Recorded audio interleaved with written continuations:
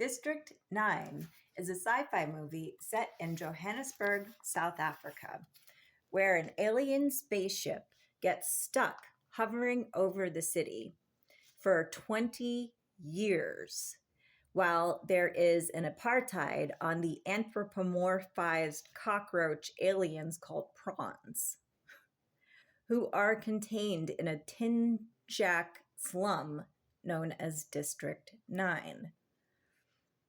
The government hires a private military contractor called the MCU to evict the prawns from District 9, or they put them in the first place, and deport them to District 10, basically a concentration camp.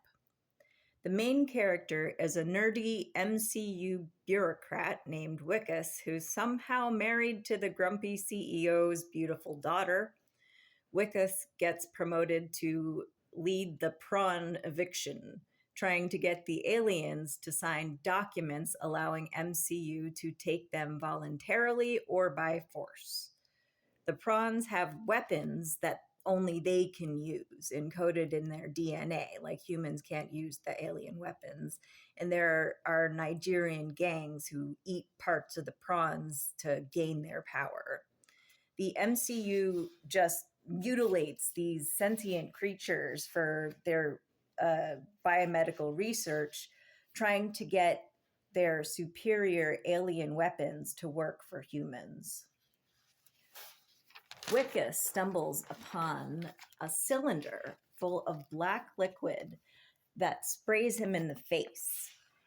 MCU bags the cylinder. Wickus alternates from throwing up and eating hamburgers. He injures his arm, and when a doctor takes off the bandage, he's got a prawn arm. It's so scary. It's like one of the best body horror jump scares in ages.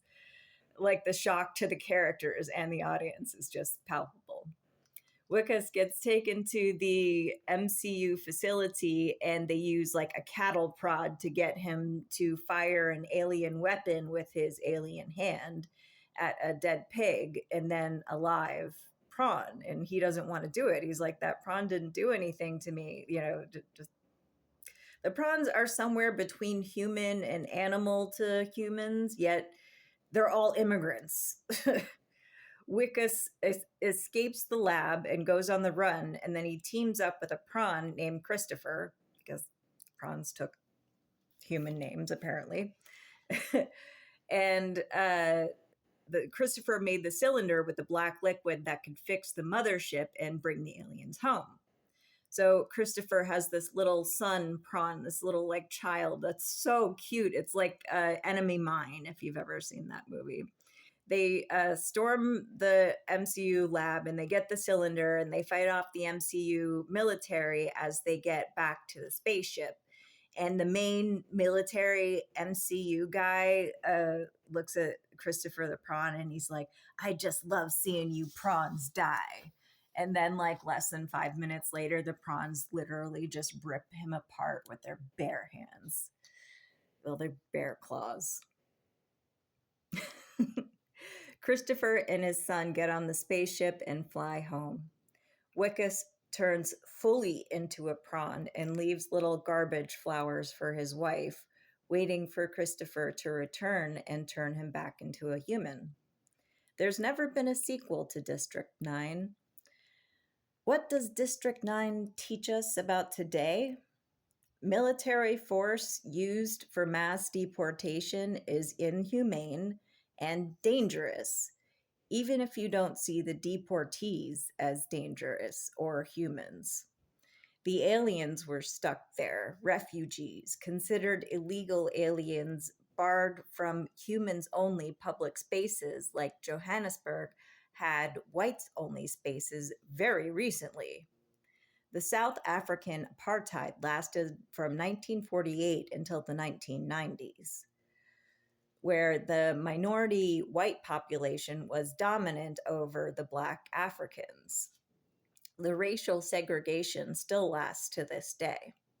The logistics of mass deportation means human beings suffering in limbo for existing in the wrong place. District 9 shows Wickus grow sympathy for the prawns as he becomes one and interacts with a parent and child who just want to go home. Some immigrants don't have a home to go to. Casting them out is just cruel. So be careful who you oppress, lest you become one of them. Hi, I'm making this content for tips because I urgently need to raise money to move. So please make a contribution on Venmo or Cash App, like, subscribe, do all that good stuff to boost the algorithm, and thanks for watching.